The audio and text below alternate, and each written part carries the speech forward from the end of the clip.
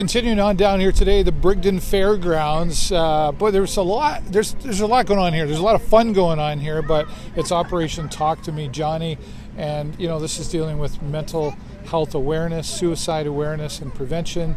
And there's just a lot of good organizations here. Now, you might not know this, but horses and ponies, they can be very, very helpful and offer some therapy to these situations.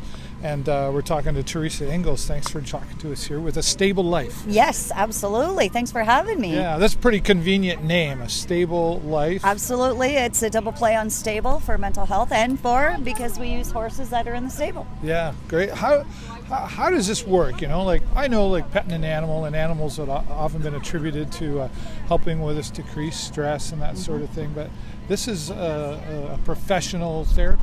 Absolutely it is. Yep, it is. And it's been around for thousands of years.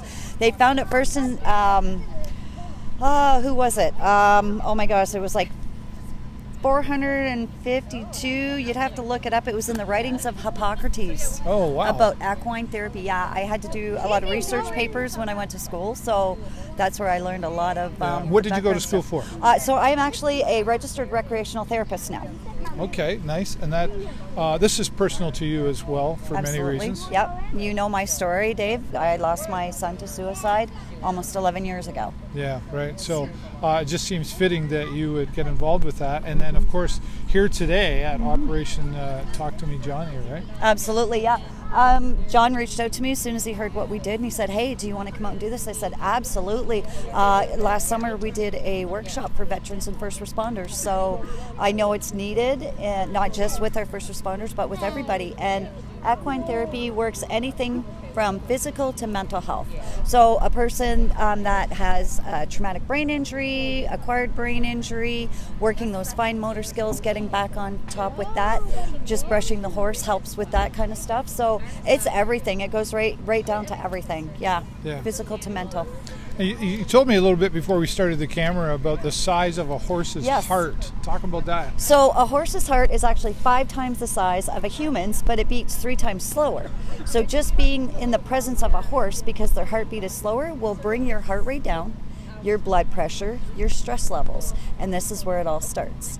And when you do equine therapy, this is what we call no-talk therapy. Okay. They communicate with the horse. You don't actually talk to them, but they will mirror your emotions. It's amazing to see.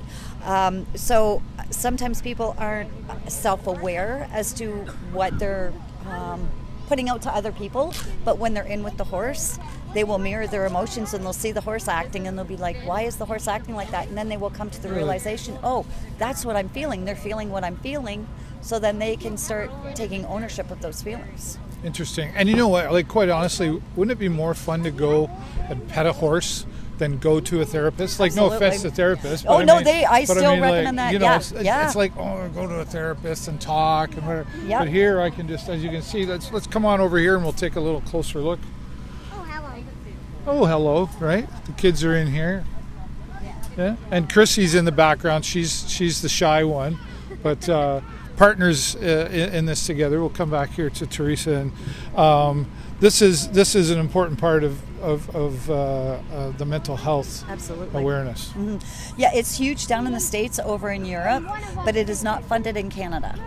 Oh, okay. Yeah. Not yet. Not yet. We're working on it by doing research studies. I'm actually in the process of doing a research study with some veterans to get that study out so that the numbers can get out there so people can see how it does work with not just veterans but first responders. But I decided to do veteran research paper on veterans. So so that hopefully the powers that be will see that yes, this works, obviously, because it's being used in other countries, and it's covered, and it's, if you do your research and look online and look for EAL, equine assisted learning, equine assisted therapy, do your research, you'll see that yes, it does work, and these are the statistics, and absolutely, yeah. Well, I had no idea. Well, great talking. Nice to see you and catch up with you again, Teresa. Absolutely, good seeing you. Yeah, all right. A Stable Life here today at Brigden Fairgrounds. The dinner's coming up. That's sold out, but you can still get out here and get a ticket to see Scott Maneri and the Barn Burners. They're gonna just light it up here in the building, I know, and they're gonna want you dancing and having a whole lot of fun. It's Operation Talk to Me, Johnny, here today at the Brigden Fairgrounds.